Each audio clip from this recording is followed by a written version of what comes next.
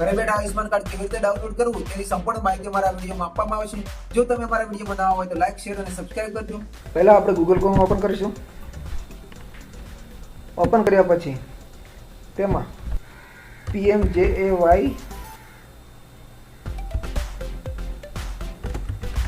Beneficiary ઉપર login કરીશું. Login કર્યા પછી PMJAY પોર્ટલ ઉપર લોગિન કરશું. લોગિન થયા પછી આપણે બેનિફિશરીમાં અહીંયા જે બેનિફિશરી ઉપર લોગિન કરીશું, લોગિન બેનિફિશરી કરશું. તેમાં આપણે બાજુ જે કેપ્ચર નાખેલો છે તે કેપ્ચર દાખલ કરીશું. તેમજ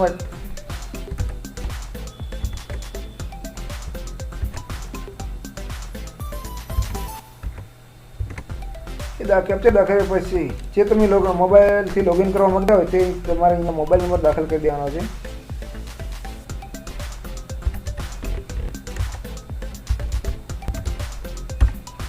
દાખલ કર્યા પછી અહીંયા વેરીફાઈ પર ક્લિક કરશો એટલે જે તે મોબાઈલમાં તમારા ઓટીપી આવશે એ ઓટીપી આપણે અહીંયા દાખલ કરવાનો છે.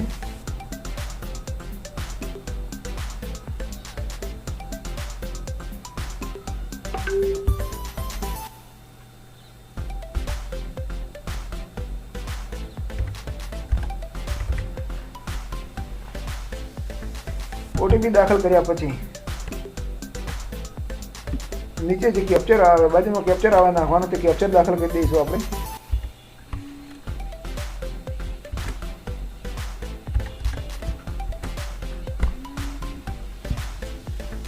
કેપ્ચર દાખલ કર્યા પછી અંદર લોગિન થશે.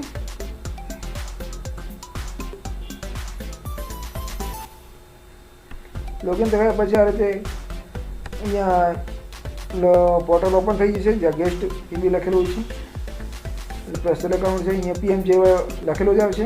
બાજુમાં સ્ટેટમાં આપણે જે તમારો સ્ટેટ લાગતો હોય, કારણ કે જે લાગતો હોય તે લખી દેવાના છે. તો ગુજરાત લાગે તો ગુજરાત લખું છું. ને બાજુ સબ સ્કીમમાં જે PMJAY કરવાનું છે. આ પછી ડિસ્ટ્રિક્ટ, તમારો જે તાલુકો લાગતો હોય, જિલ્લો લાગતો હોય તો જિલ્લો સિલેક્ટ કરી દેવાનો છે. જિલ્લો સિલેક્ટ કર્યા પછી અહીંયા સર્ચ બાય, એમાં જે તે તમારે ફેમિલી આઈડીથી શોધવું છે, આધાર કાર્ડથી કે PMJAYથી. જો આધાર કાર્ડથી શોધવું હોય તો આધાર કાર્ડ ઉપર ક્લિક કરવાનું. ફેમિલી આઈડી જો રેશન કાર્ડ હોય તો રેશન કાર્ડ સર્ચ કરવાનું. અને આયુષ્માન કાર્ડની જો આઈડી તમારી જોડે હોય તેનાથી ક્લિક કરવાનું. એ માટે આપણે કરીશું પહેલાં ફેમિલી આઈડીથી.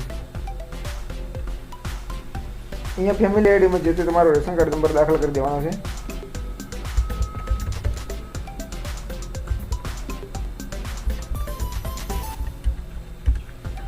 દાખલ કર્યા પછી તમારે અહીંયા જે બાજુમાં કેપ્ચર આપેલો છે તે કેપ્ચર દાખલ કરી દેવાનો છે. દાખલ કર્યા પછી અહીંયા સર્ચ ઉપર ક્લિક કરશો. તમારે બધા નામ જે તે નામ હશે તે નામ ખુલી જશે. જે આયુષ્માન કાર્ડ બનેલા છે તેના ઉપર ક્લિક કરશો. બરાબર, કે આમાં આયુષ્માન કાર્ડ બનેલું છે તો અહીંયા ડાઉનલોડનો ઓપ્શન બતાવે આ રહ્યું, એના ઉપર ક્લિક કરશો. ક્લિક કરશો એટલે અહીંયા આધાર કાર્ડ નંબરનો જે બતાવે છે, આધાર નંબરના 4 આંકડા પાછળ બતાવે છે. એને ઓટોમેટિક વેરિફિકેશન કરવાનું, વેરીફાઈ કરવાનું છે. વેરીફાઈ કરશો એટલે તમારો જે મોબાઈલ હશે એમાં ઓટીપી આવશે. અહીંયા રાઇટ કરીને અલાઉ કરવાનું છે. અલાઉ કર્યા પછી અહીંયા છે તો તમારો આધાર કાર્ડનો પહેલાં ઓટીપી આવશે, એ ઓટીપી દાખલ કરી દેવાનો છે.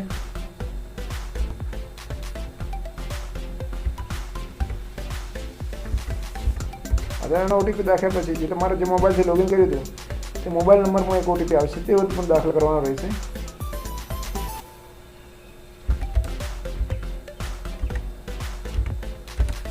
ઓટીપી દાખલ કર્યા પછી સર્ચ થઈ રહેશે તો ઓથેન્ટિકેશન પર ક્લિક કરવાનું છે.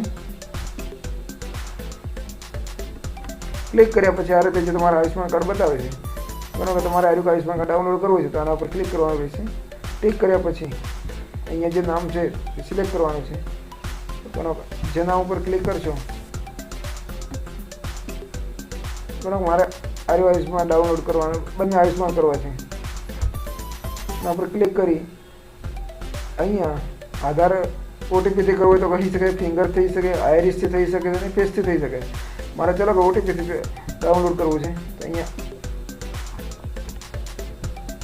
આધાર ઓટીપી પર ક્લિક કરી અહીંયા જે વેરીફાઈનો ઓપ્શન છે તેના ઉપર ક્લિક કરશું.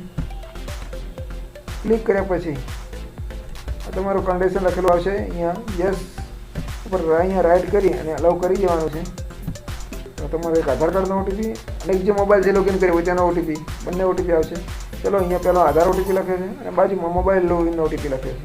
ચલો આધાર કાર્ડનો ઓટીપી નાખી દઈએ.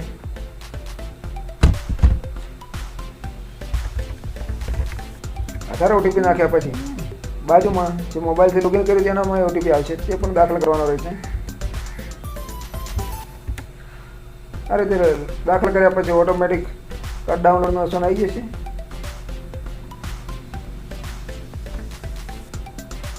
ચલો આ બંને કાર્ડ આ રીતે ખુલી જશે અને નીચે અહીંયા ડાઉનલોડનો ઓપ્શન આવશે, તેના ઉપર ક્લિક કરશો એટલે તમારા કાર્ડો ઘરે બેઠા તમારા મોબાઈલમાં તમે આવી રીતે ડાઉનલોડ કરી શકો છો.